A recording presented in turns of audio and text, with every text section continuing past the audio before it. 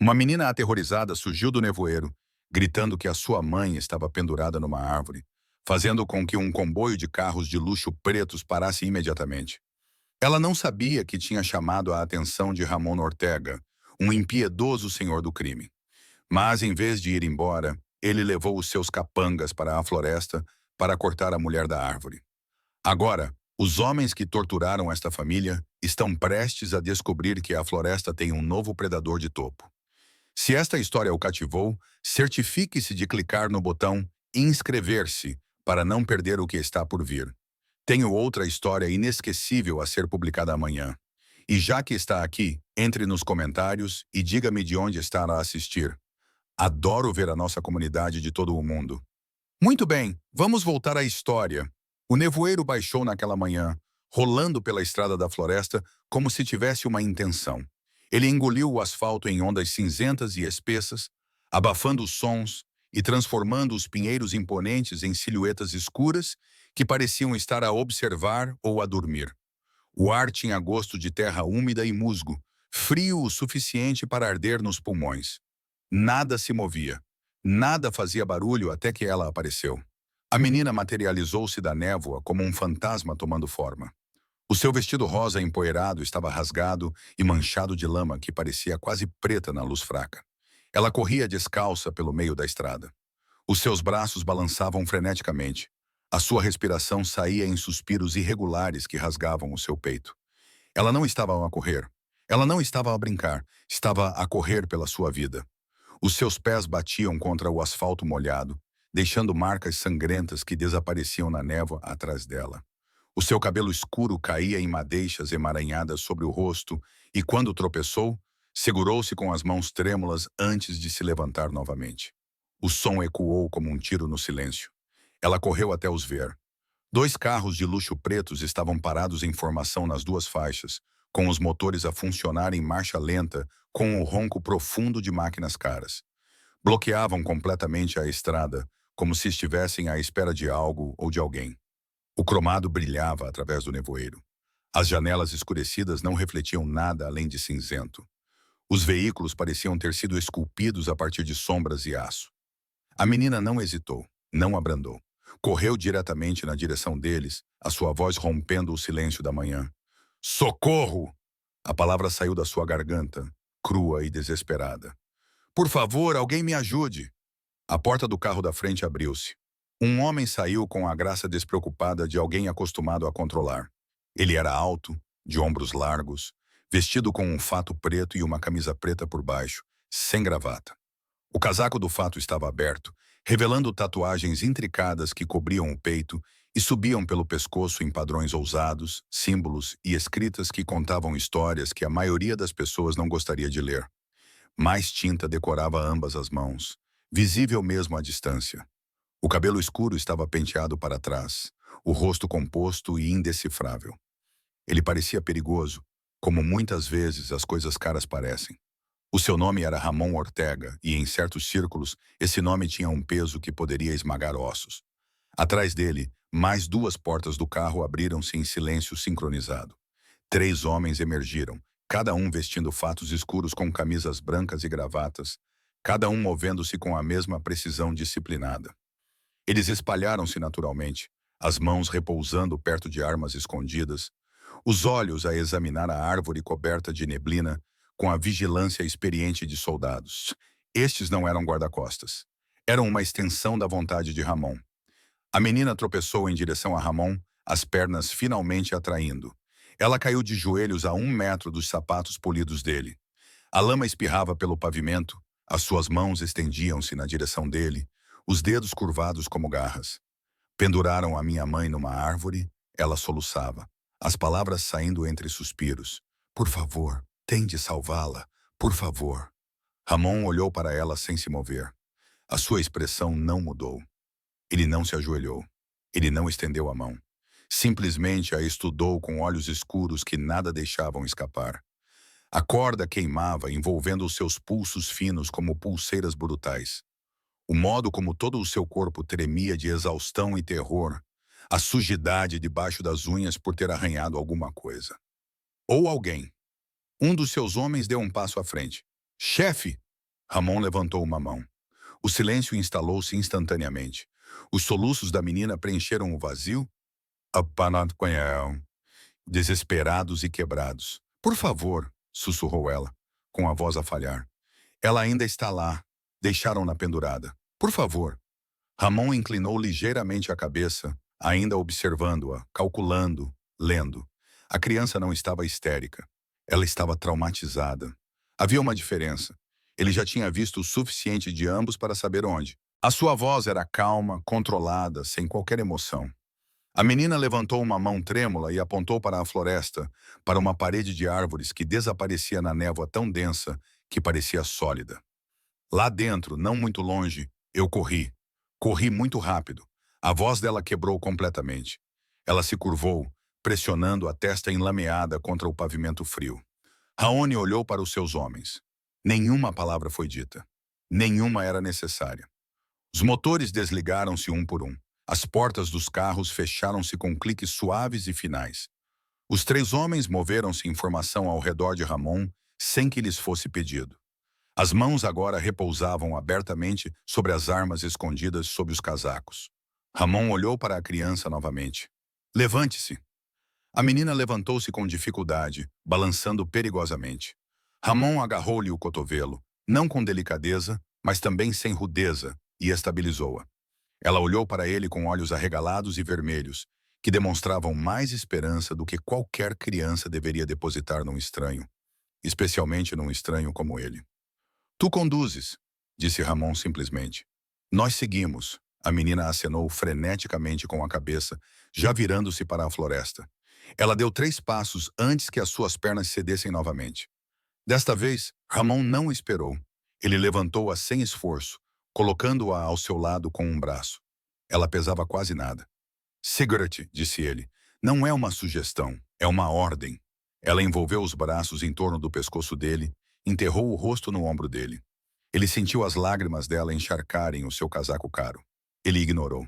Ramon avançou em direção à trilha, os seus homens formando uma formação tática ao seu redor. 1 à frente, 2 nas laterais. Eles entraram na floresta como uma única unidade, imediatamente engolidos pela névoa e pela sombra. A trilha que a menina os conduziu era quase invisível, mais um caminho de animais do que uma estrada humana. Galhos arranhavam os seus fatos. As raízes tentavam fazê-los tropeçar. O nevoeiro ficava mais denso, pressionando-os como algo vivo e curioso. A temperatura caiu 10 degrees em poucos passos. Ramon sentiu o coração da criança a bater forte contra o seu peito. Uma percussão frenética que combinava com a tensão crescente no ar. Os seus homens moviam-se silenciosamente, armas agora em punho, olhos atentos. Eles conheciam essa sensação. Já haviam caído em emboscadas antes, mas esta era diferente. Parecia mais pesada, mais errada. A floresta abriu-se de repente, as árvores afastando-se como cortinas revelando um palco. À frente havia uma clareira, circular e anormalmente vazia. E no seu centro estava um carvalho enorme, antigo e retorcido, com os seus ramos espalhados como um julgamento. Pendurada nesses ramos, balançando levemente com uma brisa que não existia em nenhum outro lugar, estava uma mulher, gritou a menina. A expressão de Ramon não mudou, mas o seu aperto na criança apertou-se e a sua outra mão moveu-se para a sua arma. Verifique-a, disse ele baixinho. Um dos seus homens correu para a frente. O homem que chegou primeiro a Helena Smith chamava-se Victor, um ex-militar cujas mãos tinham visto mais violência do que a maioria das pessoas poderia imaginar. Mas quando pressionou 2 dedos contra o pescoço da mulher, procurando um pulso sob a pele fria, essas mesmas mãos tremeram. Ela está viva, respondeu ele, com a voz quase sem som. Ramon não reconheceu o alívio que deveria ter seguido essas palavras. O alívio era um luxo, a ação era uma necessidade. Ele mudou Maria nos seus braços, afastando o rosto dela da visão da mãe pendurada sem vida nas cordas. Não olhe, disse ele baixinho. Não foi um conforto, foi uma ordem. Maria enterrou o rosto ainda mais no ombro dele, o seu pequeno corpo a tremer com soluços que já não tinham som. Ela tinha gritado até ficar sem voz. Os outros 2 homens de Ramon agiram com precisão imediata. Um deles, Diego, tirou uma faca tática do cinto e começou a escalar a árvore com a eficiência de alguém que já tinha feito escaladas mais difíceis em condições piores. O outro, Mateo, posicionou-se debaixo de Helena, com os braços levantados, pronto para amortecer o seu peso no momento em que as cordas fossem cortadas. Raonene observou-os trabalhar, a sua mente já 3 passos à frente. Quem quer que tivesse feito isto não estava longe. As queimaduras das cordas nos pulsos de Maria significavam que ela tinha sido imobilizada. A lama fresca no seu vestido significava que ela tinha caído várias vezes enquanto corria. O terror nos seus olhos significava que os homens que tinham enforcado a sua mãe eram do tipo que faziam exemplos, não ameaças idólatras. Eles ainda estavam perto. Tinham de estar. Há quanto tempo? Ramon perguntou a Maria, com voz baixa e calma. A menina levantou ligeiramente a cabeça, com uma expressão de confusão no rosto marcado pelas lágrimas. O quê? Há quanto tempo eles partiram? Os olhos de Maria ficaram distantes, tentando processar o tempo através do trauma. Eu? Eu não sei. Não há muito tempo. Talvez. Talvez eles ainda estejam... A sua voz falhou. Eles disseram que voltariam. Disseram que se alguém tentasse ajudar, eles não vão voltar. Ramon interrompeu, seu tom monótono e definitivo. Ele não explicou. Não precisava. Acima deles, a faca de Diego cortava a corda grossa com cuidado deliberado. Pronto! Ele gritou para Mateo. Vá! A corda se partiu com um som como um suspiro. O corpo de Helena caiu e Mateo a segurou com uma gentileza surpreendente, colocando-a imediatamente no chão úmido. Victor estava ao lado dela em segundos, verificando os sinais vitais, avaliando os danos com mãos que se moviam como as de um médico, apesar de pertencerem a um homem especializado em causar danos, não em curá-los. O pulso está fraco, mas estável, relatou Victor, seus dedos movendo-se do pescoço para os pulsos dela, examinando as profundas queimaduras da corda que cortavam a pele. Possível hipotermia. Choque. Ela precisa de um hospital. Sem hospitais, disse Ramon imediatamente. Todos os 3 homens olharam para ele. Sabiam que não deviam questionar, mas o próprio silêncio era uma pergunta. Ramon pousou Maria gentilmente, mantendo uma mão no ombro dela para estabilizá-la. Ela imediatamente tentou correr para a mãe, mas ele a segurou com firmeza silenciosa. Ainda não. Deixe-os trabalhar. Mas ela está viva porque chegamos a tempo. Ela continuará viva se deixarem os meus homens ajudá-la. Os olhos escuros de Ramon mantiveram o olhar da menina. Confiem em mim ou não, mas se confiarem, ouçam. Maria engoliu em seco e acenou com a cabeça. A sua pequena mão agarrou o casaco de Ramon com tanta força que os nós dos dedos ficaram brancos. Ramon tirou o telemóvel com a mão livre e discou sem olhar para o ecrã. A chamada foi atendida ao primeiro toque. Preciso de uma equipa médica, disse ele com voz seca e profissional. Mulher, cerca de 35 anos. Exposição, corda, trauma, possível choque, local discreto. 20 minutos. Ele fez uma pausa, ouvindo. Não, não é a clínica. É o abrigo em Riverside. Centaur. Ele terminou a chamada e guardou o telemóvel no bolso, voltando a sua atenção para os seus homens. Diego tinha descido da árvore e examinava a área circundante com o foco de um predador, lendo o solo da floresta como um livro escrito em folhas perturbadas e galhos partidos. Chefe, chamou ele baixinho. Pegadas frescas. 3, talvez 4 homens, botas pesadas, indo para nordeste. O maxilar de Ramon apertou-se quase imperceptivelmente. Quão frescas. Diego agachou-se tocando a borda de uma pegada de bota na terra macia.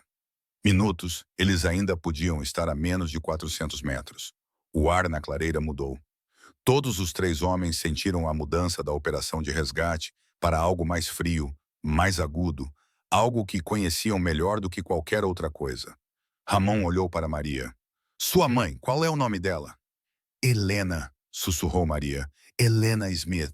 Helena vai ficar bem. Meus homens vão cuidar dela. Mas preciso que você fique aqui com Victor enquanto nós... Não. Maria agarrou o casaco dele com desespero. Não me deixe, por favor. Eles vão voltar, disseram. Eles não vão voltar, Ramon repetiu. E desta vez havia algo na sua voz que fazia a promessa soar como uma sentença de morte para outra pessoa. Vou garantir isso. Ele gentilmente soltou os dedos de Maria do seu casaco e a guiou até Victor, que havia tirado o paletó e o colocado sobre o corpo inconsciente de Helena. Fica com a tua mãe, instruiu Ramon. Victor vai manter vocês duas em segurança. Se alguém que não sejamos nós aparecer, ele vai cuidar disso. Victor olhou nos olhos de Ramon e acenou com a cabeça uma vez. Sua mão moveu-se para descansar sobre a arma escondida em seu quadril. Ramon virou-se para Diego e Matel. Nenhuma palavra foi trocada. Não eram necessárias. Os três homens moveram-se como um só em direção à trilha nordeste, deixando Victor agachado entre Maria e a mãe dela, como um anjo da guarda de fato e com uma arma. Maria viu-os desaparecer na neblina, a voz dela pouco mais que um sussurro. Para onde ele vai? Victor verificou o pulso de Helena novamente, a expressão cuidadosamente neutra. Para enviar uma mensagem. Que tipo de mensagem? Victor ficou em silêncio por um longo momento, ouvindo a floresta. À distância, através do nevoeiro espesso e das árvores antigas, pensou ter ouvido vozes a gritar, depois nada. Do tipo permanente, disse ele finalmente. Maria não compreendeu, não totalmente. Mas enquanto se enrolava ao lado do corpo imóvel da mãe, sentindo o leve subir e descer do peito de Helena, uma parte dela, a parte que tinha corrido descalça através de um pesadelo e, de alguma forma, encontrado exatamente o homem perigoso certo em quem confiar, compreendeu o suficiente. A floresta engoliu Ramon Ortega e os seus homens como se eles nunca tivessem existido. Mas a floresta se lembraria do que veio a seguir. Victor trabalhava em silêncio, as suas mãos movendo-se com eficiência experiente sobre o corpo frio de Helena. Ele já tinha visto coisas piores, muito piores, mas algo sobre encontrar uma mulher enforcada como um sinal de aviso no meio do nada fez com que ele cerrasse os dentes com mais força do que o normal. Maria sentou-se encostada a ele, o seu vestido rosa empoeirado, ainda úmido de lama, e orvalho matinal. Os seus olhos fixaram-se no rosto da mãe. A pele de Helena tinha adquirido uma tonalidade acinzentada que a fazia parecer mais um fantasma do que um ser humano. O seu peito subia e descia em ritmos superficiais e irregulares que Victor não gostava nada. Ela vai acordar. A voz de Maria era fraca, rouca de tanto gritar. Victor tirou um cobertor tático da mochila que sempre carregava e estendeu-o sobre Helena, enrolando-o cuidadosamente em torno dos ombros dela. Ela vai acordar, mas ainda não. O corpo dela desligou-se para se proteger. Está a tentar recuperar. Do quê? Victor hesitou. Como explicar a uma criança o que acontecer ao corpo humano quando se fica pendurado por horas numa árvore pelos pulsos? A forma como a circulação é cortada, como os músculos gritam, como a mente se fragmenta sob esse tipo de agonia prolongada por estar muito assustada durante muito tempo, disse ele finalmente. Maria acenou com a cabeça lentamente, aceitando essa resposta porque agora compreendia intimamente o medo. Ela tinha vivido dentro dele durante horas que pareceram anos. Por que é que eles fizeram isso? Sussurrou ela. A minha mãe não fez mal a ninguém. Ela só trabalha no restaurante. Ela leva-me à escola. Ela lê para mim antes de dormir. A voz dela falhou. Por que alguém a enforcaria numa árvore? Victor não tinha uma boa resposta para isso. Em sua experiência, a crueldade raramente precisava de justificativa, além do simples fato de que alguns homens gostavam de exercer poder sobre aqueles que não podiam revidar. Mas ele não podia dizer isso a uma criança cujo mundo acabara de ser destruído. Algumas pessoas estão quebradas por dentro, disse ele em vez disso. E pessoas quebradas quebram coisas. Maria processou isso, seus pequenos dedos torcendo o tecido do paletó que ainda cobria sua mãe. O senhor Ortega está quebrado? As sobrancelhas de Victor se ergueram ligeiramente. Era uma pergunta mais perspicaz do que ele esperava. Por que você pergunta? Porque ele não sorriu, nem mesmo uma vez. E seus olhos? Maria lutou para encontrar as palavras. Eles pareciam vazios, como se não houvesse ninguém em casa. Victor verificou o pulso de Helena novamente, ainda fraco, ainda lá, e pensou em como responder. Ramon Ortega era muitas coisas. Perigoso, poderoso, absolutamente implacável quando as circunstâncias exigiam, mas quebrado. Isso era complicado. O senhor Ortega não está vazio, disse Victor com cuidado. Ele é cauteloso. Ele viu muitas coisas ruins e fez o que precisava para sobreviver a elas. Isso muda uma pessoa. Isso mudou-te. Victor olhou nos olhos da menina e viu ali uma perspicácia que a sobrevivência havia aprimorado. Ela não estava a perguntar por educação. Ela realmente queria entender os homens que haviam surgido da névoa para salvar a sua mãe. Sim, ele admitiu que sim. Mas você ainda assim nos ajudou. Sim. Então talvez o Sr. Ortega não esteja quebrado. Talvez ele seja apenas... Maria procurou a palavra. Cuidadoso, como você disse. Victor quase sorriu. Quase. Talvez. Um som cortou a floresta. Distante, mas distinto. Um grito. Depois outro. O estalo inconfundível de algo que poderia ter sido um galho a partir ou algo completamente diferente. Maria ficou tensa, a sua mão estendendo-se para agarrar o braço de Victor. O que foi isso, Ramon? Disse Victor simplesmente. A sua mão moveu-se para descansar na sua arma, embora ele não a tivesse sacado. Ainda não. Os seus olhos examinaram as árvores, catalogando cada sombra, cada mudança na névoa. Ele está bem? Ele está bem, como sabes, porque se ele não estivesse, estaríamos a ouvir muito mais barulho. Outro som flutuou através das árvores, desta vez inconfundível, uma voz elevada em dor ou medo, abruptamente interrompida. Então o silêncio voltou como água a encher um vazio. A respiração de Maria acelerou. Estão a magoar alguém. Sim, os homens que magoaram a minha mãe. Sim. Maria ficou em silêncio por um longo momento, processando isso. Victor esperava lágrimas ou medo, ou talvez confusão moral, sobre a violência ser respondida com violência. Em vez disso, a voz da menina soou fria e monótona, de uma forma que a fazia parecer muito mais velha do que a sua idade. Ótimo! Victor olhou para ela, surpreendido com a determinação daquela única palavra. Maria olhou para a névoa onde Ramon e os outros tinham desaparecido. O seu maxilar estava cerrado, os seus olhos duros, penduraram a minha mãe numa árvore como se ela fosse lixo. Maria continuou, a sua voz agora trêmula, mas não de medo, de raiva. Amarraram-me e obrigaram-me a assistir. Eles riram-se. Um deles disse, ela parou. Engolindo em seco, ele disse que ninguém se importaria, que pessoas como nós não importam. A mão de Victor apertou a arma. O que mais eles disseram? Maria abanou a cabeça. Não me lembro de tudo. Eram 4. Usavam máscaras, mas eu conseguia ver os olhos deles. Um deles tinha uma tatuagem na mão, uma cobra a morder a própria cauda. Outro cheirava a cigarro e a algo doce, como colônia, mas ruim. Victor arquivou esses detalhes automaticamente. Ramon iria querer saber mais tarde, se é que restava algo para identificar. Disseram que voltariam amanhã para verificar as coisas, sussurrou Maria. Disseram isso como se fosse engraçado, como se a minha mãe pendurada ali fosse uma piada. Eles não vão voltar, disse Victor. E havia uma determinação na sua voz que até uma criança poderia reconhecer como verdade absoluta. Por causa do Sr. Ortega. Por causa do Sr. Ortega. Maria olhou para o corpo imóvel da mãe, para o movimento superficial do peito, para as marcas de corda que circundavam os pulsos como marcas de fogo. Depois, olhou para Victor com olhos que envelheceram uma década numa única manhã. Ainda bem que corri para ele, disse baixinho. Estou feliz por não ter fugido. A tua mãe também está, respondeu Victor, mesmo que ela ainda não soubesse disso. À distância, a floresta ficara completamente silenciosa. Sem pássaros, sem vento, sem vozes. Apenas o silêncio pesado e expectante de um lugar onde algo irreversível acabara de acontecer. Victor olhou para o relógio.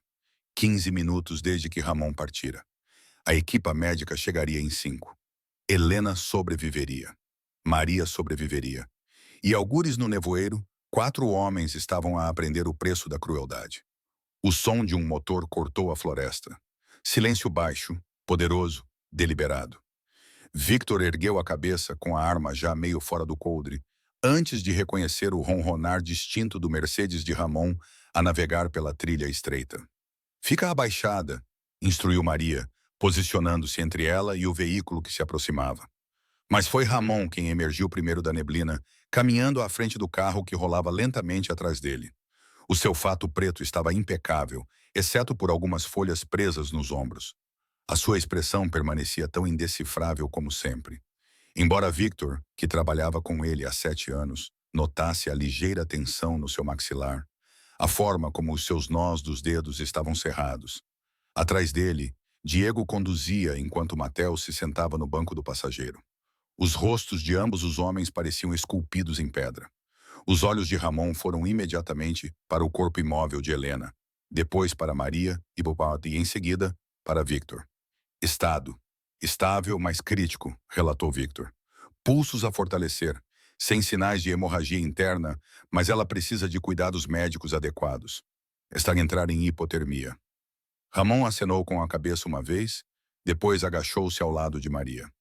A menina olhou para ele com os olhos arregalados, procurando algo no seu rosto. Respostas, tranquilidade, confirmação do que ela tinha ouvido à distância. A tua mãe vai para um lugar seguro, disse Ramon, com voz baixa, mas clara. Os médicos vão cuidar dela. Tu vais ficar com ela o tempo todo. E aqueles homens, sussurrou Maria. Ramon manteve o olhar fixo nela. Eles não vão incomodar mais ninguém. Algo na simplicidade dessa afirmação, na certeza absoluta, fez com que os ombros de Maria baixassem ligeiramente, como se um peso que ela carregava finalmente tivesse sido tirado. Ela não perguntou como, não perguntou o que aconteceu. Algumas verdades não precisavam de explicações. Obrigada, ela suspirou. Ramon levantou-se sem reconhecer a gratidão. Já se movia para ajudar Victor a levantar Helena. Trabalharam em silêncio sincronizado. Ramon apoiava os ombros dela, enquanto Victor segurava as pernas, transferindo-a cuidadosamente para o banco traseiro do Mercedes. Diego já tinha espalhado cobertores adicionais sobre o couro, preparando uma maca improvisada. Maria, entra, instruiu Ramon, segurando a porta aberta. A menina entrou rapidamente, posicionando-se imediatamente ao lado da mãe, com uma mãozinha segurando os dedos frios de Helena. Ramon deslizou para dentro depois dela, o seu corpo grande preenchendo o espaço restante. Victor mudou-se para o banco do passageiro da frente, enquanto Diego manteve a sua posição ao volante. Vai, disse Ramon simplesmente. O Mercedes deu ré com uma agilidade surpreendente pela trilha estreita. As mãos de Diego mantiveram-se firmes no volante, apesar do terreno traiçoeiro. Galhos raspavam nas janelas como dedos esqueléticos tentando impedi-los de avançar. O nevoeiro aproximava-se, tornando quase impossível ver mais do que 3 metros à frente. Mas Diego já tinha conduzido em estradas piores e em condições piores. Os seus olhos nunca se desviaram do caminho. No banco de trás, Ramon monitorizava a respiração de Helena, com os dedos pousados levemente no pulso dela para acompanhar o seu pulso. Fraco, mas presente, consistente. O corpo humano era notavelmente resistente quando tinha uma oportunidade. Maria observava-o com uma intensidade que poderia ter sido desconfortável se Ramon se importasse com o conforto. É médico? Perguntou ela.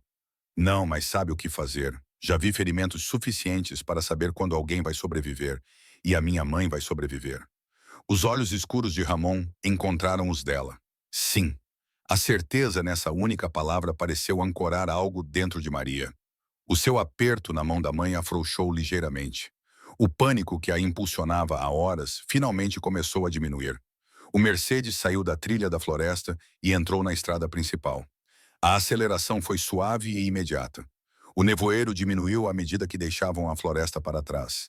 A luz da manhã lutava para atravessar as nuvens cinzentas acima deles. Eta? Perguntou Ramon. 12 minutos. Diego respondeu, pressionando o pé com mais força no acelerador. O velocímetro subia constantemente.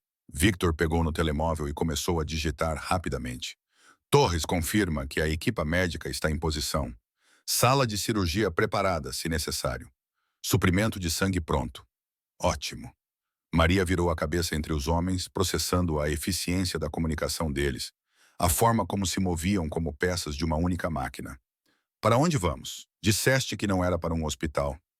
Para um lugar mais seguro, respondeu Ramon. Um lugar onde os homens que magoaram a tua mãe não têm ligações, nem alcance, nem forma de terminar o que começaram. Mas aí, Maria hesitou, olhando para a floresta, que desaparecia lá atrás deles. Eles não vão terminar nada, pois não? Não. A palavra pairou no ar, definitiva como uma porta a fechar-se. O Mercedes devorava os quilômetros. A suspensão luxuosa suavizava as imperfeições da estrada que teriam sacudido um veículo inferior. No interior, a respiração de Helena começou a aprofundar-se ligeiramente. O mecanismo de sobrevivência do seu corpo, a ativar-se lentamente agora que ela estava quente, deitada e relativamente segura. Ela mexeu-se, disse Maria de repente. A voz aguda de esperança, os dedos, sentia-os mexerem-se. Victor virou-se no banco para olhar. Reflexo. O sistema nervoso dela está a voltar a funcionar. Isso é bom, mas ela não está a acordar. Ainda não. Talvez não por horas. A mente dela precisa de tempo para processar o que aconteceu. Às vezes, o corpo se cura mais rápido do que o cérebro permite. Maria absorveu isso, acariciando a mão da mãe com o polegar em pequenos círculos repetitivos. Ela vai se lembrar do que fizeram? Provavelmente, disse Victor honestamente. Mas as memórias perdem a força com o tempo, especialmente quando você sobrevive a elas. Eu também me lembrarei, disse Maria baixinho. Para sempre, Ramon olhou para ela, com uma expressão indecifrável. Sim, lembrarás. Isso é mal. Depende do que fizeres com a memória. Maria pensou nisso. A sua jovem mente trabalhava conceitos que a maioria das crianças nunca teve de contemplar. O que devo fazer com isso? Sobreviver? Tornar-te mais forte?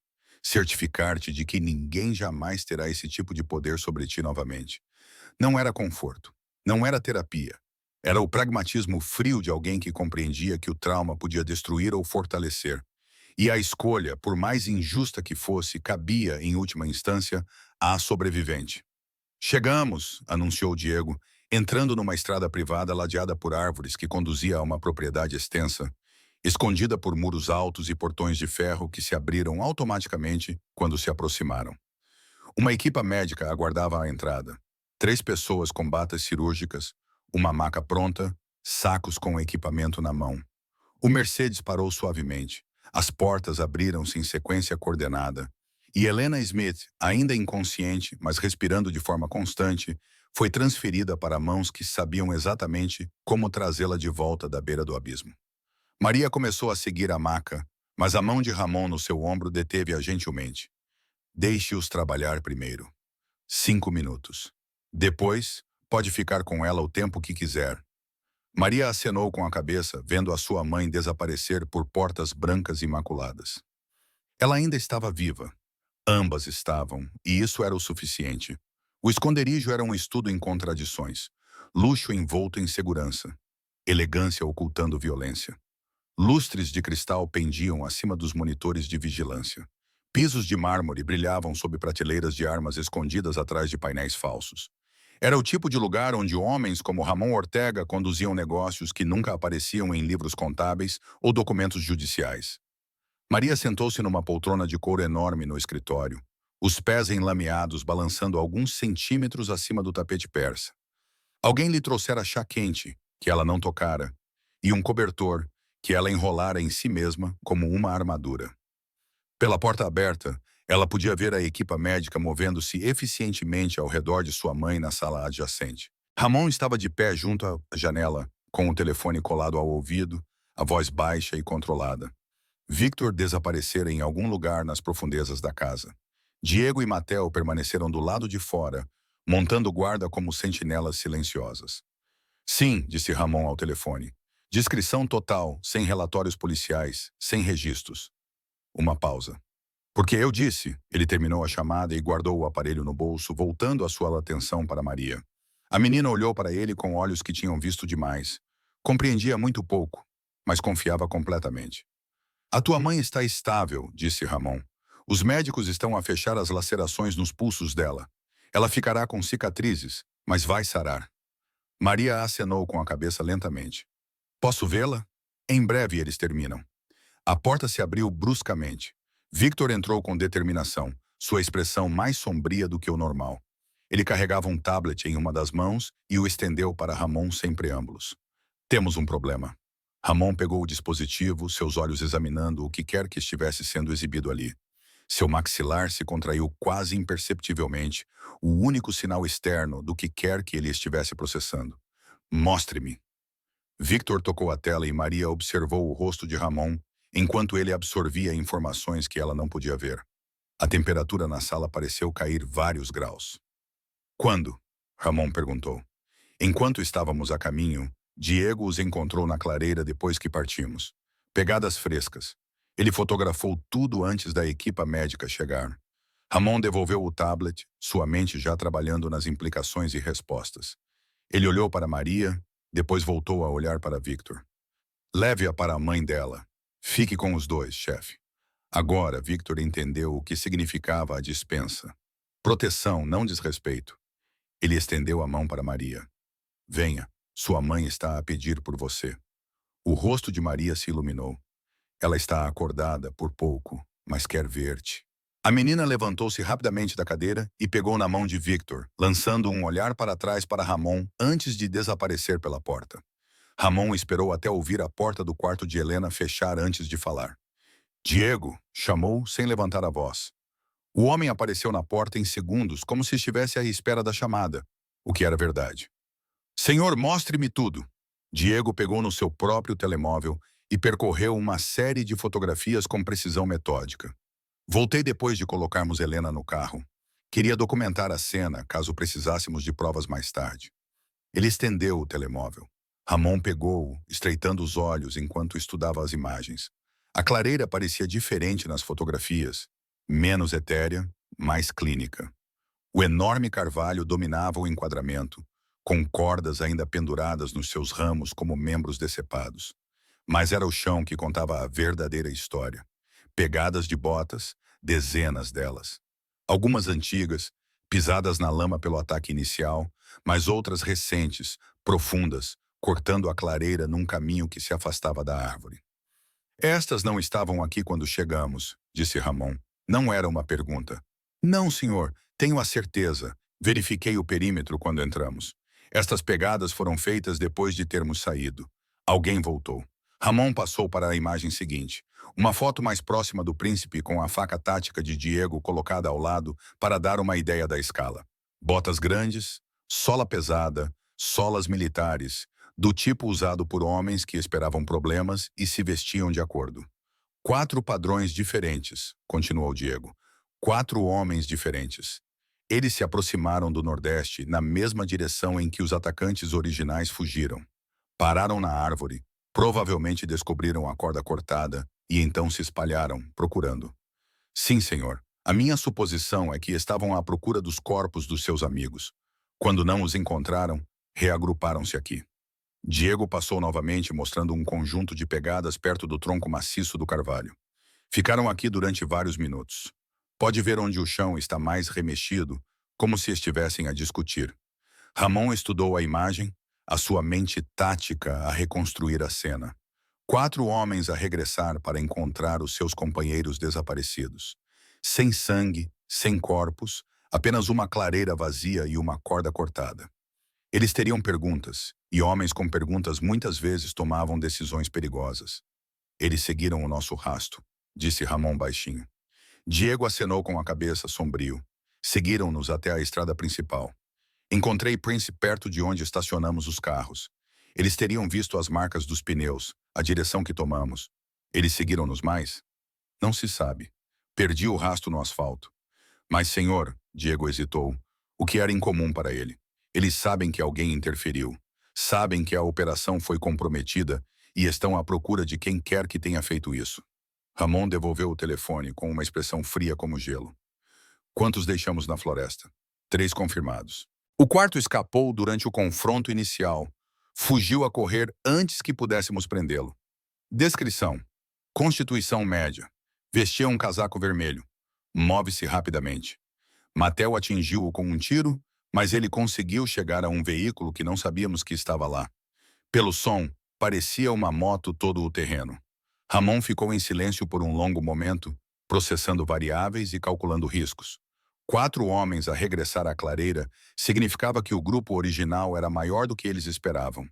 Organizado, coordenado, o tipo de grupo que não aceitava perdas de ânimo leve. E agora sabiam que alguém tinha interferido. Eles vão retaliar, disse Ramon finalmente. Contra quem? Eles não sabem quem somos. Sabem que alguém matou Helena. Sabem que alguém a levou. E sabem o suficiente para voltar à procura. Os olhos de Ramon foram para a porta fechada onde Maria e a sua mãe esperavam. Eles vão aos lugares onde ela pode ter ido. A sua casa, o seu trabalho, pessoas que ela conhece. Nós a temos aqui. Ela está protegida por enquanto. Mas não podemos mantê-la para sempre. E eles vão esperar. Ramon cerrou os dentes com determinação. Não, esperar lhes dá tempo para se reorganizar, planejar, trazer reforços. O que você está sugerindo? Ramon encontrou os olhos de Diego. E naquele olhar havia o cálculo frio de um homem que construiu um império com base na determinação. Nós voltamos hoje à noite. Vamos encontrá-los antes que eles nos encontrem. Diego não sorriu, mas algo parecido com satisfação cruzou suas feições. Vou dizer ao Matel para preparar todo o equipamento. Isso não será uma conversa. Entendido. Quando Diego saiu, Ramon voltou para a janela, olhando para os jardins bem cuidados, que não escondiam nada mais sombrio do que um paisagismo caro. A floresta lembrava-se do que aconteceu em suas sombras. Esta noite, ela se lembraria demais. A cabana de caça ficava a 5 quilômetros a nordeste da clareira, escondida atrás de uma parede de pinheiros e acessível apenas por uma estrada de terra que não recebia manutenção há anos. Era o tipo de lugar onde as pessoas iam para desaparecer, por escolha ou à força. A fumaça saía de uma chaminé de metal enferrujada, cinzenta contra o céu escuro. Uma luz dourada se espalhava pelas frestas das janelas fechadas. Lá dentro, vozes subiam e desciam em uma conversa acalorada, ocasionalmente pontuada pelo barulho de garrafas de cerveja sendo abertas ou móveis sendo chutados. Ramon observava tudo isso da copa das árvores, agachado em silêncio absoluto a 50 metros da estrutura. Ao seu lado, Diego examinava o perímetro com binóculos de visão noturna, enquanto Matel circulava para cobrir a saída dos fundos. Tinham deixado Victor no esconderijo com instruções rigorosas. Proteger Helena e Maria a todo o custo. Este era um trabalho diferente. Exigia um tipo diferente de concentração.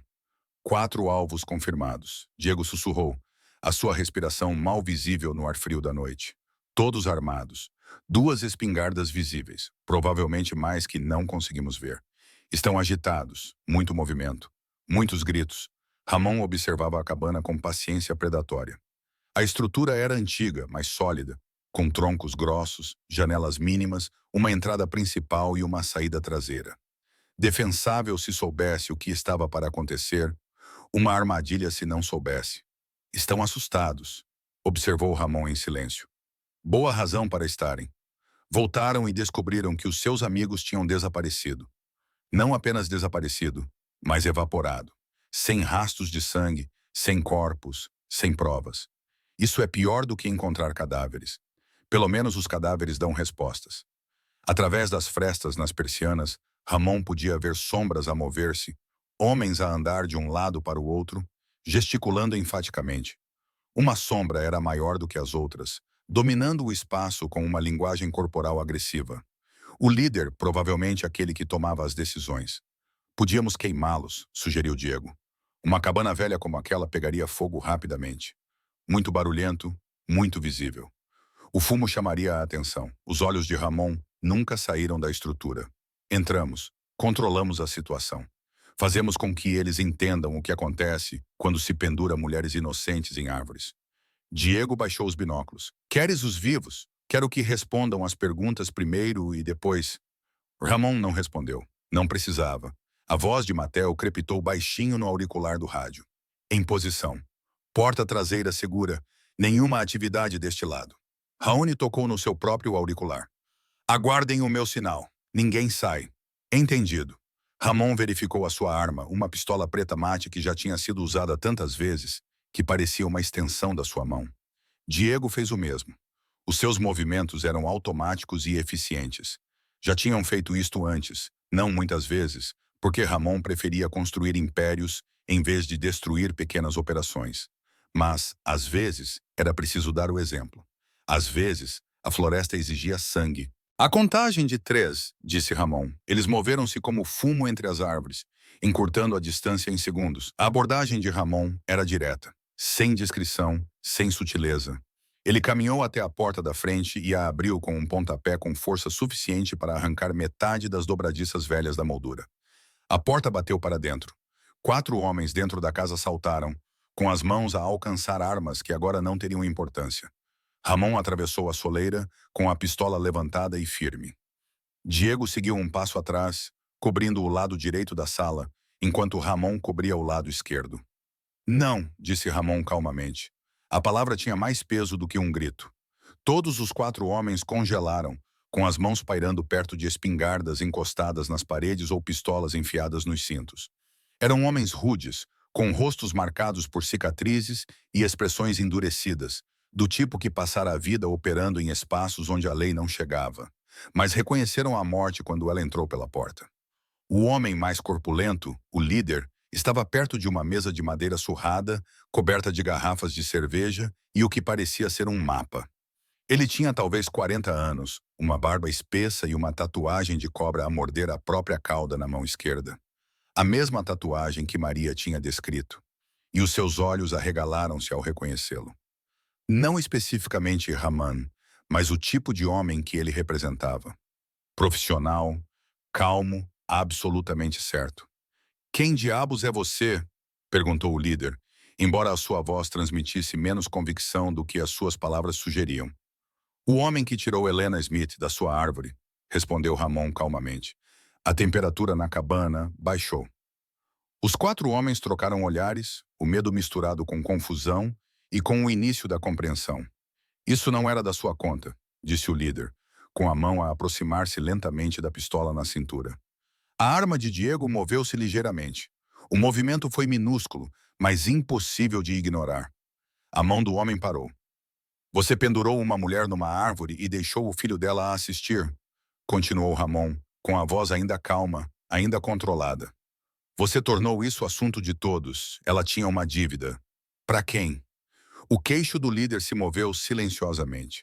Os seus olhos se voltaram para os outros 3 homens, um com um lenço vermelho ao pescoço que estava perto da lareira.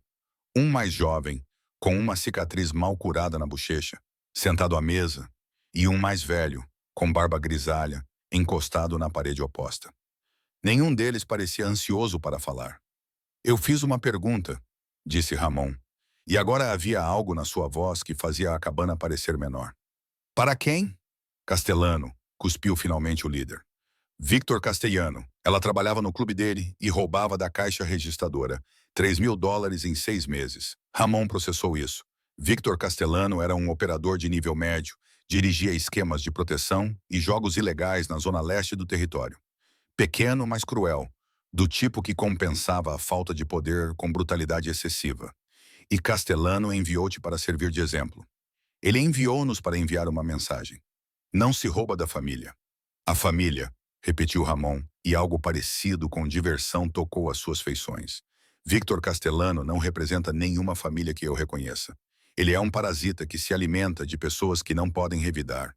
"E quem diabos és tu?" O líder exigiu novamente, a raiva começando a superar o medo. Ramon deu um único passo à frente. Apenas um. Mas foi o suficiente para deixar os 4 homens tensos. "Sou o homem que vai explicar algo a vocês com muito cuidado", disse Ramon. "E vocês vão ouvir, porque a vida de vocês depende de compreenderem o que estou prestes a dizer." A cabana ficou completamente silenciosa, exceto pelo crepitar do fogo na lareira e o som distante do vento soprando nas árvores. "Vocês cometeram um erro esta noite", continuou Ramon. "Um erro fatal." O homem com o lenço vermelho mexeu-se nervosamente. "Olha, nós estávamos apenas a seguir ordens. Tu enforcaste uma mulher numa árvore." A voz de Ramon cortou a desculpa como uma lâmina. "Tu aterrorizaste uma criança." Riu enquanto o fazia. "Como é que..." Maria contou-me tudo. Todos os detalhes, todas as palavras que disse. Os homens trocaram olhares preocupados. Se a menina tivesse falado, se tivesse sobrevivido, se tivesse contactado alguém com recursos... O rosto do líder endureceu. "Então sabe que fomos enviados por alguém mais importante do que nós. Se nos matarem, Castellana virá à nossa procura." A expressão de Ramon não mudou. "Deixem-no vir." O silêncio que se seguiu às palavras de Ramon estendeu-se como um fio esticado demais, pronto para se partir. O rosto do líder escureceu, a raiva lutando com o instinto de sobrevivência que lhe dizia que estava à beira de algo irreversível. "Pensam que podem simplesmente entrar aqui e eu já o fiz?" interrompeu Ramon com o tom inalterado. "Agora responda às minhas perguntas. Quantos de vocês estavam lá quando enforcaram Helena Smith?" O líder cerrou os dentes. "Não tenho de lhe dizer." A arma de Diego mudou de posição, com o cano agora apontado diretamente para o peito do homem. A mensagem era clara. 7. O jovem com a cicatriz deixou escapar, com a voz a falhar. Éramos 7 no total. O líder lançou-lhe um olhar assassino, mas o estrago já estava feito. Os olhos de Ramon voltaram-se para o jovem. Nomes? Eu... eu não sei todos. Sim, sabes. O jovem engoliu em seco, a maçã de Adão balançando. Ele olhou para os seus companheiros, viu que não receberia apoio e calculou que cooperar poderia lhe render alguns minutos que ele não teria de outra forma. Eu sou o Tommy. Aquele é o Jake. Ele acenou com a cabeça para o líder. O ruivo ali é o Chris. O velho é o Pete. Os 3 que não estão aqui são o Vic, o Danny e o Mitch. Onde estão o Vic, o Danny e o Mitch? Perguntou Ramon, embora já soubesse a resposta. Silêncio, pesado e condenatório. Eles não voltaram da floresta, disse Jake finalmente com a voz tensa. Tu já sabes disso. O que quer que tenhas feito com eles, receberam exatamente o que mereciam, disse Ramon simplesmente. A mesma misericórdia que mostraram a Helena Smith, que foi nenhuma, acrescentou Diego atrás dele. A mão de Jake se moveu novamente em direção à sua arma. Foi mais instinto do que estratégia, o movimento desesperado de um animal encurralado. Mas Ramon foi mais rápido que o instinto. Sua pistola disparou uma vez, o som ensurdecedor no espaço fechado. A bala atingiu a mesa de madeira a 6 centímetros da mão de Jake, fazendo lascas voarem. Todos congelaram. A próxima não vai errar, disse Ramon calmamente, como se tivesse simplesmente limpado a garganta em vez de disparar uma arma. Sentem-se todos vocês, por um momento. Ninguém se moveu. Então Pete, o homem mais velho encostado na parede, lentamente se abaixou em uma cadeira perto da lareira. Tommy seguiu, com as mãos ligeiramente levantadas em sinal de rendição. Chris, com a bandana vermelha, hesitou, mas acabou por se sentar num banco perto da janela. Jake permaneceu de pé, com um ar desafiador, mesmo com o medo estampado nos olhos. Sentem-se, repetiu Ramon. Ou o quê? Vais matar-me? Vais fazer isso de qualquer maneira. Talvez, mas sentar-se dá-te mais alguns minutos para argumentar por que não devo fazer isso. O riso de Jake foi amargo e sem humor. Não estás aqui para conversar. Estás aqui para resolver assuntos pendentes. Estou aqui, disse Ramon, porque uma menina correu descalça pela estrada, implorando para que alguém salvasse a mãe dela. E quando encontrei aquela mãe pendurada numa árvore com uma corda cortando os pulsos, tomei uma decisão sobre que tipo de homens merecem sair ilesos daquele momento. Ele fez uma pausa, deixando o peso da frase assentar. Vocês não são esses homens. A cabana ficou em silêncio novamente, exceto pelo crepitar do fogo. Lá fora, a escuridão havia tomado conta da floresta. A voz de Mateo sussurrou no fone de ouvido de Ramon. Ainda está tudo bem do meu lado. Sem movimento. Jake finalmente sentou-se, mas sua postura permaneceu rígida, encolhida. Castellano nos deu ordens. Nós as seguimos. É assim que este mundo funciona. Seguir ordens não te isenta de escolhas, respondeu Ramon. Você poderia ter transmitido a mensagem de centenas de maneiras diferentes, mas escolheu a mais cruel. Escolheu o terror. Escolheu fazer uma criança ver a mãe sofrer. Ela precisava de se lembrar disso. Jake respondeu. Esse é o objetivo de uma mensagem. Torná-la memorável. Fazer com que fique gravada. Então isto vai ficar gravado, disse Ramon baixinho. O que acontece a seguir? Esta será a mensagem que vai durar. Chris falou da sua posição junto à janela, com a voz ligeiramente trêmula. Olha, não sabíamos que alguém se importaria. Helena Smith não é ninguém. Ela é uma empregada de mesa que ficou gananciosa. No nosso mundo, isso tem consequências. No meu mundo, disse Ramon, pendurar mulheres em árvores também tem consequências. Tommy, o mais novo, não conseguiu ficar calado por mais tempo. Lamentamos. Está bem, vamos embora. Vamos dizer ao Castellano que o trabalho está feito, que ela está morta. O que quiser, nós desapareceremos. Nunca mais nos verá. Diego emitiu um som que poderia ter sido uma risada, se tivesse algum calor. Ramon estudou Tommy por um longo momento. O rapaz tinha talvez 25 anos. Ainda havia medo nos seus olhos, que não tinha sido totalmente substituído pela insensibilidade que marcava os outros. Mas ele tinha estado lá. Ele tinha participado. Arrependimento não era o mesmo que inocência. Helena Smith está viva, disse Ramon. A filha dela está viva. Elas estão sob a minha proteção agora. O que significa que a mensagem que Castellana queria enviar falhou completamente. O rosto de Jake se contorceu de raiva. Então ele enviará outra pessoa. Acha que proteger duas pessoas desconhecidas vale a pena iniciar uma guerra? Eu não inicio guerras, respondeu Ramon. Eu as termino. Ele pegou o telemóvel com a mão livre, mantendo a arma apontada firmemente para Jake. Alguns toques rápidos, depois virou o ecrã para que os homens pudessem ver. Era uma fotografia. Imagens granuladas de uma câmara de segurança mostrando Victor Castellano a entrar num restaurante no centro da cidade. Data: há 3 horas. O teu chefe não sabe o que aconteceu hoje. Ramon disse que ele não sabe que falhaste. Ele não sabe que estou envolvido neste momento. Ele está a jantar, a fazer planos, completamente alheio ao facto de que a sua operação está prestes a entrar em colapso. Não podes tocar em Castellano, disse Jake, mas a sua voz tinha perdido a convicção. Ele tem conexões, pessoas que o protegem. Todos têm conexões até perderem, interrompeu Ramon. Todos se sentem intocáveis até alguém os tocar. Ele guardou o telemóvel no bolso e endireitou-se. Eis o que vai acontecer.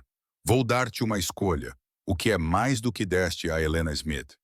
Os 4 homens esperaram, mal respirando. Opção 1. Tu contas-me tudo sobre a operação de Castellano.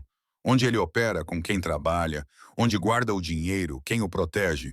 Dás-me todos os detalhes e talvez saias daqui vivo. Também é uma opção, perguntou Pete perto da lareira. A expressão de Ramon não mudou. Não há opção também. Jake riu amargamente. Então, não é realmente uma escolha. É mais do que você deu a uma mulher implorando por sua vida enquanto a filha dela assistia. A verdade disso caiu como um golpe físico. Até Chris desviou o olhar. Vergonha ou algo parecido passou por seu rosto. Os relógios estão a contar, disse Diego suavemente. Tommy cedeu primeiro. Castellano opera no Paradise Club, na 7ª. Ele tem um armazém na zona industrial onde organiza jogos de cartas. E cala-te, rugiu Jake, levantando-se de um salto. A arma de Ramon apontou-se instantaneamente para ele. Senta-te. Estamos mortos de qualquer maneira. Não percebes isso? Se falarmos, o castelhano mata-nos. Se não falarmos, tu matas-nos. Não há saída. Há sempre uma saída, disse Ramon. Às vezes é apenas mais estreita do que gostaria. O amanhecer estava a raiar quando Ramon voltou para o esconderijo, pintando o céu em tons de dourado e rosa que pareciam quase obscenos após o trabalho da noite. Diego conduzia enquanto Matel se sentava no banco de trás, limpando a sua arma com precisão metódica. Nenhum deles falava. Não havia mais nada a dizer. A cabana na floresta nunca mais ouviria vozes. A floresta recuperou o seu silêncio e 4 homens que se consideravam intocáveis aprenderam a lição final sobre as consequências. Ramon fez a sua escolha, a mesma escolha que sempre fazia quando a misericórdia e a justiça estavam em lados opostos de uma linha.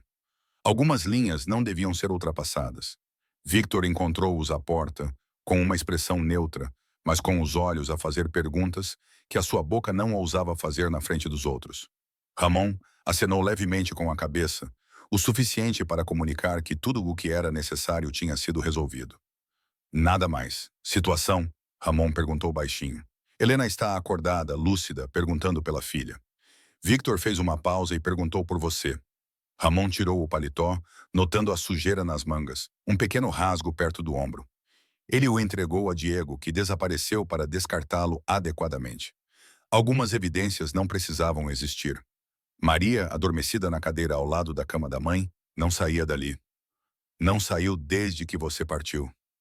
Ramon acenou com a cabeça, atravessando o elegante corredor em direção à ala médica. Os seus passos eram silenciosos no chão de mármore. Anos de prática tornaram a discrição um reflexo. Ele parou do lado de fora da porta entreaberta, observando-o antes de entrar. Helena Smith estava apoiada em almofadas, os pulsos envoltos em ligaduras brancas limpas que se destacavam contra a sua pele pálida. Uma intravenosa alimentava o seu braço esquerdo. O seu cabelo escuro tinha sido lavado e trançado por um dos funcionários médicos. Ela parecia frágil, mas viva, definitivamente, inegavelmente viva. Maria dormia enrolada na cadeira grande ao lado da cama. O casaco de Victor ainda estava sobre o seu pequeno corpo como um cobertor. O seu rosto estava tranquilo durante o sono. O terror finalmente desaparecera das suas feições. Uma mão estendia-se pela pequena distância entre a cadeira e a cama. Os dedos entrelaçavam-se com os da mãe. Os olhos de Helena encontraram Raoni na porta. Ela não recuou, não desviou o olhar, apenas o estudou com uma intensidade que sugeria que estava a tentar conciliar o homem que lhe salvara a vida com o tipo de homem capaz de fazer tais coisas. Ramon entrou silenciosamente, fechando a porta atrás de si, mas deixando-a destrancada. Nunca se prenda num quarto, tem opções de saída. Senhor Ortega. A voz de Helena estava firme. Senhora Smith, apenas Helena. Uma pausa. Maria contou-me o que aconteceu, o que você fez, o que está a fazer. Ramon aproximou-se da janela mantendo distância. Perto o suficiente para ouvir, longe o suficiente para lhe dar espaço. Ela não deveria ter que lhe contar nada. Ela é uma criança. Ela é minha filha. E ela salvou a minha vida ao correr para si. Ela salvou a sua vida por ser corajosa o suficiente para pedir ajuda. Eu simplesmente estava lá. Helena soltou um som que poderia ter sido uma risada, se não doesse tanto. Não me parece um homem que está em qualquer lugar por acaso. Ramon não negou. A verdade era complicada. Ele estava a voltar de uma reunião no território do norte, pegando estradas secundárias para evitar o trânsito e chamar a atenção. O nevoeiro, a estrada vazia, o timing. Talvez fosse o destino. Talvez fosse simplesmente matemática. Ele não acreditava na providência, mas reconhecia a probabilidade. Os homens que te magoaram não vão voltar, disse Ramon simplesmente. Os olhos de Helena procuraram o seu rosto. Porque estão mortos. Não era uma pergunta. Ramon não confirmou nem negou. O silêncio foi resposta suficiente. Ótimo, sussurrou Helena. E havia aço por baixo da fragilidade. Espero que tenham sofrido. Eles compreenderam o seu erro antes do fim. Helena acenou lentamente com a cabeça, processando isso. Os seus dedos apertaram a mão de Maria, o gesto inconsciente de uma mãe que esteve muito perto de perder tudo. O que acontece agora? Perguntou ela. Maria disse, estamos sob a sua proteção. Mas proteção contra o quê? Se esses homens se foram, eles trabalhavam para alguém, Victor Castellano. Ele enviou-os para fazer de si um exemplo por uma dívida que alegou que você tinha. O rosto de Helena empalideceu. $3.000. Eu não roubei. Fiquei com falta de dinheiro na caixa registradora 3 vezes. E ele chamou a isso roubo. Eu me ofereci para pagar a dívida trabalhando turnos extras. Qualquer coisa. Mas ele disse que precisava dar o exemplo. Castellano não vai mais dar o exemplo. Você vai atrás dele de novo. Não é uma pergunta. Vou ter uma conversa com ele para que reconsidere suas práticas comerciais. Isso não é uma conversa. Isso é... Helena parou, olhando para o rosto adormecido da filha. Maria e eu estaremos seguras? Sim. Como pode ter a certeza? Porque sou muito bom a garantir isso. Helena estudou-o por um longo momento. Este homem perigoso com roupas caras que aparecera do nevoeiro como algo saído de um conto de fadas sombrio. Um monstro que a salvara de outros monstros. Por quê? Ela finalmente perguntou. Por que ajudar-nos? Não nos conhece. Não somos ninguém para si. Ramon ficou em silêncio, pensando em como responder a uma pergunta que se fizera durante a viagem de volta. Por que parou? Por que agiu sem hesitar? Ele construíra um império com base em decisões calculadas, pragmatismo frio e pensamento estratégico. A misericórdia não fazia parte dessa arquitetura.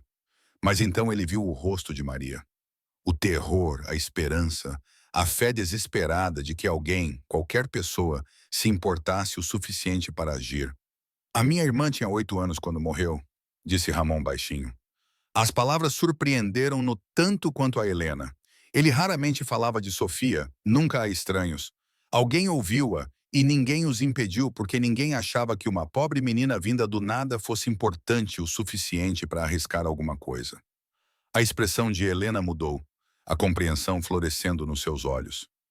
Eu tinha 14 anos, continuou Ramon. Muito jovem para fazer alguma coisa, muito fraco para fazer diferença. Jurei que se algum dia tivesse poder, usá-lo-ia de forma diferente. Que se visse alguém a ser magoado, alguém indefeso, seria eu a impedir isso. E cumpriste essa promessa. Quando posso, Maria mexeu-se ligeiramente durante o sono, murmurando algo ininteligível antes de se acalmar novamente. Os dois adultos observaram-na. Esta infância sobreviveu a um pesadelo e carregaria essas cicatrizes para sempre. Obrigada, sussurrou Helena, por ter parado, por ter ouvido, por... A voz dela falhou. Por ter devolvido a mãe dela. Ramon acenou com a cabeça uma vez, desconfortável com a gratidão. Não era por isso que fazia as coisas. Os resultados importavam mais do que o reconhecimento. Vão ficar aqui até estarem curadas, disse ele, voltando às questões práticas. O meu pessoal vai arranjar uma nova casa para vocês em algum lugar onde a rede de Castelano não chegue. Nova identificação, se necessário, um novo começo. Não temos dinheiro para isso. Está tudo tratado, Sr. Ortega. Está tudo tratado, repetiu ele com firmeza. Considere isso como pagamento pela informação. Trabalhou no Clube do Castelano. Conhece as operações dele, os padrões dele, as fraquezas dele. É informação valiosa. Helena compreendeu o que ele estava a fazer, dando-lhe uma maneira de aceitar ajuda sem caridade, mantendo a sua dignidade e garantindo a sua segurança. Ela acenou com a cabeça lentamente. Vou contar-lhe tudo o que sei. Mais tarde, descansa. Cura-te. Ramon dirigiu-se para a porta, depois parou. Helena, o que te aconteceu? Não foi culpa tua. Não merecias isso, e os homens responsáveis não vão magoar mais ninguém. Por tua causa. Porque fizeram a escolha errada. Ele saiu antes que ela pudesse responder, fechando a porta silenciosamente atrás de si. Victor esperava no corredor, de braços cruzados, com uma expressão indecifrável. Castelano? Perguntou Victor. Amanhã à noite quero vigilância total, agenda completa. Todas as pessoas com quem ele se encontra. Quando eu o visitar, quero-o isolado. Entendido? Victor hesitou. Chefe, vão espalhar-se rumores sobre a cabana. Deixe. 3 dias passaram no esconderijo como se o tempo estivesse suspenso. Helena ficou mais forte, a cor voltou ao seu rosto, o tremor nas mãos diminuiu gradualmente. Os médicos reduziram a medicação para a dor, encorajaram-na a caminhar distâncias curtas, verificaram as feridas em cicatrização com acenos de satisfação. Maria nunca se afastava muito do lado da mãe. Acordava de pesadelos, ofegante, estendendo a mão na escuridão até que os dedos encontravam a mão de Helena. Então respirava novamente, lembrava-se de que estava segura e voltava a adormecer. Raoni visitava 2 vezes por dia, de manhã e à noite, breves visitas que não duravam mais do que 5 minutos. Ele perguntava sobre a recuperação de Helena, certificava-se de que Maria tinha tudo o que precisava e depois desaparecia de volta para os negócios que consumiam os seus dias. Ele nunca ficava tempo suficiente para que se desenvolvesse algum conforto, nunca permitia que a familiaridade suavizasse a distância necessária entre o Salvador e a salva. Na terceira noite, Helena pediu para falar com ele em particular. Victor levou Maria para a cozinha para jantar, deixando a mãe e o potencial benfeitor sozinhos na sala médica que se tornara o mundo temporário de Helena. Ela sentou-se sem ajuda, os pulsos enfaixados repousando no colo como bandeiras brancas de rendição, as circunstâncias além do seu controlo. Contei a Victor tudo o que sei sobre Castelano, disse Helena sem preâmbulos. A sua agenda, os seus contatos, as pessoas a quem ele paga, os lugares onde se sente mais seguro, tudo. Ramon acenou com a cabeça. Eu sei, o Victor informou-me. Então tens o que precisas. Já não precisas de nós. Não era uma acusação, apenas um fato. Uma mulher que tinha aprendido que a utilidade muitas vezes determinava o valor. Não estás aqui porque és útil, respondeu Ramon calmamente. Estás aqui porque estás a curar-te. Não podemos ficar para sempre. Este não é o nosso mundo. Não pertencemos a lugares com pisos de mármore e guardas armados. E Helena gesticulou vagamente para o luxo que os rodeava. Aqui? Onde é que pertences? A pergunta pareceu apanhá-la desprevenida. Já não sei. Não no meu antigo apartamento. Castelano sabe onde é. Não na cafetaria. O mesmo problema. Agora, nenhum lugar parece seguro. É por isso que vais para um lugar novo. Um lugar onde a influência de Castelano não chega. E viver como? Sou uma empregada de mesa com o ensino secundário e uma filha para alimentar. Um novo começo requer dinheiro que eu não tenho. Ramon tinha antecipado esta conversa. Victor arranjou-te um emprego.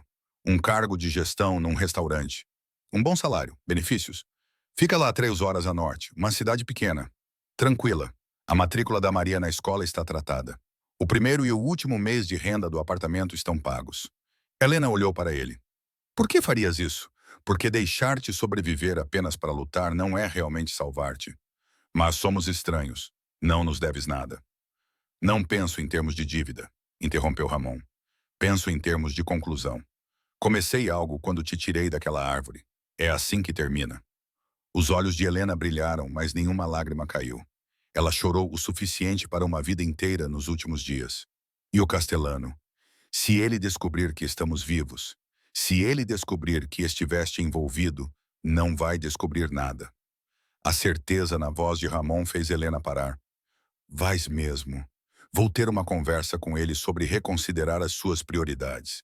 O que acontecerá depois dessa conversa depende inteiramente de como ele ouvir.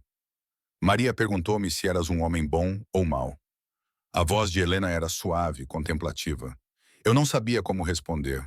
O que você disse a ela? Que você era o homem que nos salvou, que às vezes isso é tudo o que importa. Ramon considerou isso. Bom e mal eram abstrações para pessoas com o luxo de estar distantes da violência. Ele tinha deixado de acreditar em categorias morais simples no dia em que Sofia morreu. Agora ele acreditava em ação e consequência, causa e efeito. Sua filha é corajosa, ele disse finalmente. Ela correu em direção ao perigo para salvar você. Esse tipo de coragem é raro. Ela não deveria ter precisado ser corajosa. Ela deveria estar preocupada com os trabalhos de casa, os amigos e os problemas normais de uma criança de 8 anos. A voz de Helena falhou ligeiramente. Eu falhei com ela. Você sobreviveu. Isso não é falhar. Eu a coloquei nessa posição. A minha dívida. As minhas escolhas. As escolhas de Castelano. Ramon corrigiu com firmeza. A sua decisão de escalar. A sua ordem para fazer um exemplo. Não foi você que se enforcou naquela árvore. Não foi você que traumatizou a sua filha. Foi ele. Helena absorveu isso, querendo acreditar, lutando contra o peso da culpa materna, que insistia que ela deveria ter protegido Maria de ver tal horror. Quando partimos? Ela perguntou baixinho. Quando estiver pronta. Mais alguns dias, talvez. Os médicos querem garantir que não houve infecção, que você consegue lidar com isso sem monitorização diária. E então simplesmente desaparecemos. Começamos de novo como se nada disso tivesse acontecido. Não se esquece. Não se finge que não aconteceu, mas constrói-se algo novo de qualquer maneira. É assim que se parece a sobrevivência. O riso de Maria ecoou da cozinha, genuíno, brilhante. O som de uma criança a lembrar-se de como ser criança. Ambos os adultos viraram-se para ele como plantas em busca do sol. Ela gosta do Vitor, disse Helena com um leve sorriso. Segue-o por toda a parte fazendo perguntas. Ele é surpreendentemente paciente com ela. Victor tem filhos, 2 filhas. Ele compreende. Ele compreende o que fazes. O que és? Ramon olhou nos olhos dela. Ele compreende que o mundo tem sombras e, às vezes, a única coisa que impede os monstros é alguém disposto a ser mais monstruoso. É isso que és? Um monstro? Sou o que preciso ser. Helena estudou. Este homem enigmático que apareceu no seu pior momento e, de alguma forma, tornou-se o eixo em torno do qual a sua sobrevivência girava. Ela queria compreendê-lo, categorizá-lo, entender alguém que existia fora da moralidade convencional. Mas talvez compreender não fosse necessário. Talvez aceitar fosse suficiente. Obrigada, disse ela simplesmente. Seja o que for que você seja, aconteça o que acontecer a seguir. Obrigada por parar. Obrigada por ouvir a minha filha quando podia simplesmente ter ido embora. Ramon levantou-se preparando-se para sair. Ele ficou mais tempo do que pretendia. Permitiu mais conversa do que era sensato. O apego complicava as coisas. A distância mantinha as situações limpas. Maria correu para mim porque não tinha outra escolha, disse ele. Mas ela estava certa em confiar nos seus instintos. Algumas pessoas valem a pena ser salvas e algumas pessoas valem o risco de serem salvas. Ramon parou na porta. Sim. Ele saiu antes que Helena pudesse responder. Antes que a gratidão se transformasse em expectativa, antes que a misericórdia se transformasse em relacionamento. No corredor, Maria quase colidiu com ele. Victor seguia atrás com uma expressão de desculpas. Senhor Ortega, o rosto de Maria se iluminou com uma alegria simples. Victor me ensinou um jogo de cartas. Ganhei 3 vezes. Ele provavelmente deixou te ganhar. Não deixou. Maria protestou. Depois olhou incerta para Victor, que manteve uma neutralidade perfeita. Ramon quase sorriu. Quase. Em vez disso, colocou brevemente a mão no ombro de Maria, o gesto mais próximo de afeto que se permitiu. Cuida da tua mãe, disse ele. Cuidarei. Vai-se embora por agora, mas vai voltar? Ramon olhou para esta criança corajosa e traumatizada que tinha corrido através do nevoeiro e do terror para salvar a mãe, que tinha depositado a sua fé na misericórdia de um estranho, e tinha acertado. Eu vou voltar, prometeu ele. Era mais do que ele normalmente dava, mais do que ele deveria ter dado. Mas algumas promessas, uma vez feitas, não podiam ser desfeitas. A estrada da floresta parecia diferente à luz do dia. Menos sinistra, menos sobrenatural, apenas um trecho de asfalto cortando árvores comuns sob um céu comum. O nevoeiro se dissipara, deixando tudo nítido, claro e estranhamente decepcionante em sua normalidade. Ramon ficou ao lado do seu Mercedes, com o motor funcionando silenciosamente atrás dele. Diego e Matel esperavam no carro, dando-lhe este momento a sós. Victor ficara no esconderijo com Helena e Maria, mantendo a segurança que se tornara rotina na última semana. Uma semana era tudo o que tinha passado desde que uma menina se materializou da névoa e mudou a trajetória de várias vidas com 4 palavras desesperadas. Penduraram a minha mãe numa árvore. Ramon olhou para a linha das árvores onde tinham entrado na floresta naquela manhã. A trilha ainda estava lá, se soubesse onde procurar, ainda marcada por vegetação rasteira remexida e galhos quebrados, mas a natureza já a estava a recuperar, apagando as evidências de que algo incomum tinha acontecido. A floresta guardava os seus segredos. Victor Castellano guardaria os seus 2 para sempre. A conversa que Ramon havia prometido aconteceu há 2 noites atrás, na sala dos fundos do Paradise Club. Foi breve, direta e terminou com Castellano entendendo exatamente como a sua operação mudaria daí em diante. Ou melhor, como terminaria. O clube estava fechado agora, abandonado e silencioso. A rede de Castellano desmoronou como um castelo de cartas, sem a sua mão para mantê-la unida. As pessoas que ele aterrorizara comemoravam discretamente a sua libertação. As autoridades não fizeram perguntas sobre o seu desaparecimento repentino. Algumas ausências melhoravam os bairros. Maria e Helena partiriam hoje. Victor as levaria para sua nova casa, ajudaria a se instalarem e garantiria que tivessem tudo o que precisavam para recomeçar. Ramon não estaria lá para a despedida. Despedidas criavam laços, e laços criavam complicações. Ele havia dito o que precisava ser dito. O resto era execução. O seu telefone vibrou. Uma mensagem de Victor. Estão a perguntar por si. Ramon respondeu. Diga-lhes que eu tinha negócios a tratar. Diga-lhes para terem cuidado. Uma pausa. Então Maria agradece, Helena diz. Ela diz que nunca esquecerá. Ramon guardou o telemóvel no bolso sem responder. A memória era inevitável. As pessoas não esquecem os momentos que as destruíram ou salvaram. Helena e Maria carregariam essa experiência para sempre. O trauma e o resgate, o horror e a misericórdia, entrelaçados de forma tão completa que nunca se separariam totalmente um do outro. Esse era o peso da sobrevivência. Levavas tudo contigo. Um segundo veículo parou atrás do Mercedes de Ramon, um sedã sem identificação conduzido por um dos seus associados. A mulher ao volante acenou respeitosamente com a cabeça. Ela tinha sido informada, sabia a sua missão. Monitorizar a estrada, ficar atenta a qualquer pessoa que demonstrasse interesse incomum na área. Relatar qualquer coisa suspeita. A floresta seria vigiada durante o mês seguinte, só para garantir. Ramon voltou para o carro, deslizando para o banco de trás. Diego encontrou o seu olhar no espelho retrovisor. De volta à cidade, chefe. Sim. O Mercedes arrancou suavemente, deixando para trás a estrada florestal. Raoni observou-o afastar-se pela janela traseira. Aquele trecho de asfalto onde tudo tinha mudado e nada tinha mudado. Ele salvou 2 vidas, acabou com várias outras, desmantelou uma pequena operação criminosa, criou um pequeno vácuo de poder que alguém inevitavelmente tentaria preencher. O mundo continuava a girar. A rapariga vai ficar bem, disse Diego baixinho. Não era uma pergunta, Mas também não era bem uma afirmação. Ela é forte, mais forte do que deveria ser. Como outra pessoa que conheço. Raoni não respondeu a isso. As comparações entre a sua infância e a de Maria eram inevitáveis, mas imperfeitas. Ele não tinha ninguém a quem recorrer quando Sofia morreu. Nenhum estranho apareceu do nevoeiro para oferecer misericórdia e proteção. Ele estava sozinho. Maria não estava. Isso fazia toda a diferença.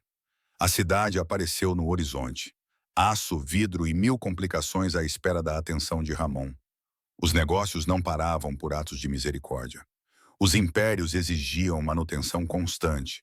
As pessoas dependiam das suas decisões, da sua autoridade, da sua disposição para fazer o que os outros não podiam. Mas, quando o Mercedes se juntou ao trânsito e a floresta desapareceu completamente atrás deles, Ramon sentiu algo incomum instalar-se no seu peito. Não exatamente satisfação, não exatamente paz, algo próximo de ambos. Ele tinha mantido a promessa que fizera a si mesmo aos 14 anos. Quando viu alguém indefeso a ser magoado, alguém que importava, mesmo que o mundo fingisse o contrário, ele impediu isso. Sofia nunca saberia, mas de alguma forma ainda importava que ele tivesse tentado. O seu telemóvel vibrou novamente. Desta vez uma foto de Victor. Maria e Helena em frente ao seu novo prédio.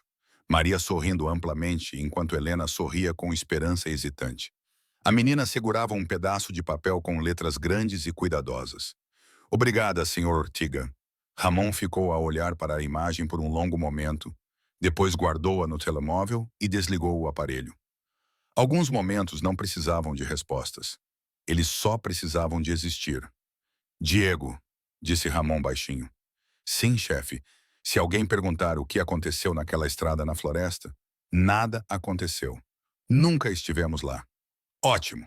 O Mercedes levou-os para mais fundo na cidade, de volta ao mundo de movimentos calculados e violência controlada, de poder mantido através da reputação e da brutalidade estratégica. Ramon voltaria a ser o que sempre fora, um homem temido, respeitado e cuidadosamente evitado por qualquer pessoa com bom senso. Mas algures a 3 horas a norte, uma menina cresceria sabendo que, uma vez, quando mais importava, um estranho perigoso escolheu a misericórdia em vez da conveniência, e a sua mãe viveria para vê-la crescer.